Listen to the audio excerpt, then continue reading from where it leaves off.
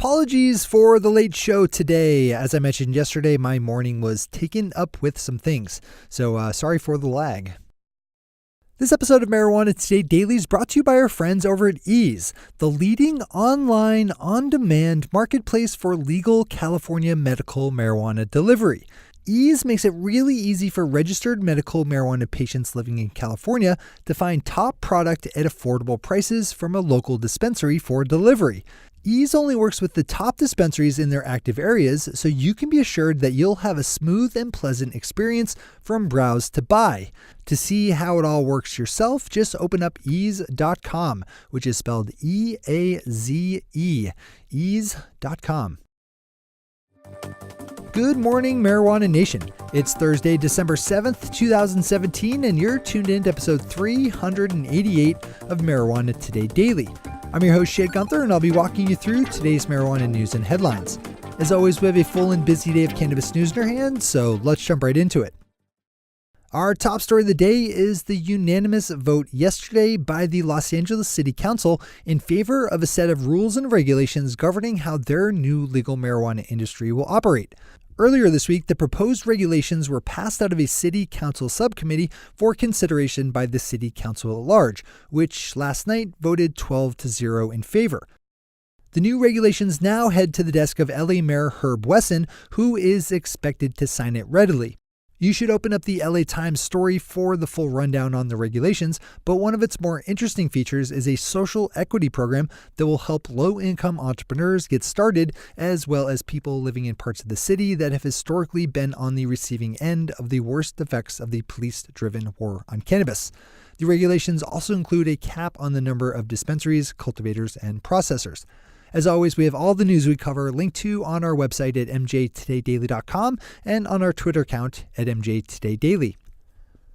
A new report from ArcView Market Research is putting the total amount of sales for this year's legal American marijuana market at $10 billion, an incredible 33% jump from 2016, outpacing their earlier projections. With California about to jump into fully legal adult use sales, ArcView thinks that next year's jump in size could be even larger in terms of percentage. To give you a little sense of context for that number, U.S. domestic wine producers bring in around $40 billion a year in sales. Given that there were really only 3 states out of 50 with fully functioning adult use markets for the whole span of this year, and how badly constrained marijuana sales are everywhere, the fact that we're already doing a quarter of what U.S. wine producers are making is a remarkable achievement. In a bit of disclosure on this one, ArcView is a past sponsor, and its CEO, Troy Dayton, is a friend of mine and a sometimes regular on our weekly podcast, Marijuana Today. Our final top story of the day is the discussion happening in Massachusetts over the idea of allowing businesses to provide space to their customers to consume cannabis. This is something that our industry has struggled to actually pass and implement, with similar conversations having taken place in states like Alaska, Colorado, and Maine. On Tuesday, the Massachusetts Cannabis Control Commission met and heard testimony from their advisory board, pressing them to allow for so-called social use. The model suggested by the advisory board is similar to a bar that serves alcohol and was pitched as a solution for both tourists looking to safely and legally consume, as well as a way to prevent citizens from having to purchase larger amounts that they then have to take home. This is another excellent one to open up for the full read, even if you're not in the Bay State. This issue is going to be hashed out everywhere it's brought up, so it's a good idea to learn all that you can. Those are our top stories for today. It's time for Marijuana Today Daily Headlines Blitz. Before we blitz out in headlines, let's quickly thank our sponsor, Ease, the leading online on-demand marketplace for legal California medical marijuana delivery. Ease's very cool business model allows them to work with top dispensaries in their active areas all over California, channeling orders through ease.com to those dispensaries for delivery. This means they have a lot of sales data pass through their hands every day, which they package up in a nicely aggregated and fully anonymized bundle of information that they can deploy in useful ways, with my favorite being the time they pointed out to the Los Angeles City Council that cutting back the opening hours for city dispensaries to 6 p.m. would leave out the bulk of medical patients who are putting in orders through ease.com between 7 and 10 p.m. That bit of well-informed information helped convince the city council to leave the opening hours alone. Swing over to ease.com to place an order for delivery yourself, assuming you're a registered medical marijuana patient in California. And if you're not, you should still open up ease.com to see how medical marijuana ordering and delivering should be done. One last time, that's EAZE, ease.com. All right, time for the Blitz. Yesterday, a police chief in Delaware, who is also the chair of the Delaware Police Chiefs Council, testified in front of a task force formed to study the question of legalizing adult use marijuana, who pressed for a law requiring that marijuana users have a special mark on their driver's license to aid police in enforcing federal gun laws, which preclude marijuana users from owning firearms. The task force will meet again next month before presenting its findings to the state legislature in February. Leaders of Canada's First Nations held an annual meeting yesterday and discussed the topic of legal marijuana, saying that they wanted the right to govern the industry in their communities. First Nations chiefs had a wide range of opinions on how to best implement legal cannabis laws, but the Globe and Mail is reporting that they agreed on the need to control that process for themselves. This is another good one to open up for all the details.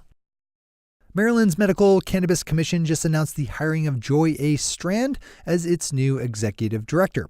Ms. Strand replaces former ED Patrick Jameson, who resigned from his position last month. Dan Adams over at the Boston Globe is reporting that a new projection by the Massachusetts Department of Revenue is estimating that the state would bring in between $44 and $82 million in legal marijuana sales tax in the next fiscal year. That range was given during testimony before state lawmakers by Revenue Commissioner Christopher Harding. There's a bit of a kerfuffle in the works in Ohio, where the state is being criticized for the hiring of a marijuana consultant to grade applications for legal cannabis cultivation who had a felony drug conviction on his record. Consultant Trevor Bozeman was given a contract worth $150,000 to help grade cultivation license applications and was arrested in 2005 when he was 20 years old on felony marijuana charges. Mr. Bozeman's background was first brought up by Jimmy Gould, a failed cultivation license applicant who was also a major backer of 2015's failed and flawed Responsible Ohio initiative. Now, Ohio State Auditor Dan Yost is calling for an investigation into the matter. We'll report back on this one if anything relevant happens. Seattle Weekly is a good story up, pointing out that yesterday marked the 5-year anniversary for Washington State's legal adult use marijuana law, I-502, which went into effect way back on December 6, 2012. Open up their story for a quick review of how things have gone for legal cannabis in Washington in those 5 short years. And finally for today, a bit of good old-fashioned social justice out of Oregon, as 2 members of various neo-Nazi groups have been exposed and outed from a legal cannabis testing company that had contracts all over the state. Bethany Sherman, CEO of testing firm OG Analytical, was exposed alongside her boyfriend, Matthew L. Combs, as active members of neo-Nazi hate groups, both on the internet and in the meat space. Their history with hate was laid out in full detail online by members of a Eugene Antifa group and has led to Ms. Sherman resigning from her company. Yet another good one to read in full. Those are the headlines and news for the day. I'll be back with you again tomorrow morning with another information-packed episode of Marijuana Today Daily. But in the meantime, if you have any stories to share or feedback to give, zip us an email to headlines@mjtodaydaily.com. And while you're clicking around the interwebs, swing over to our Twitter account at MJ Today Daily and visit our website at mjtodaydaily.com to find links to all the news we cover. Thanks to our sponsor, Ease, and to all of our awesome Patreon listeners for the support that makes this show possible. To join the illustrious ranks of the Patreon listeners yourself, swing over to our website at mjtodaydaily.com and click on the big blue button at the top of the page that says Become a Patron. I'm your host, Shay Gunther. Thanks for tuning in and starting your day with marijuana today.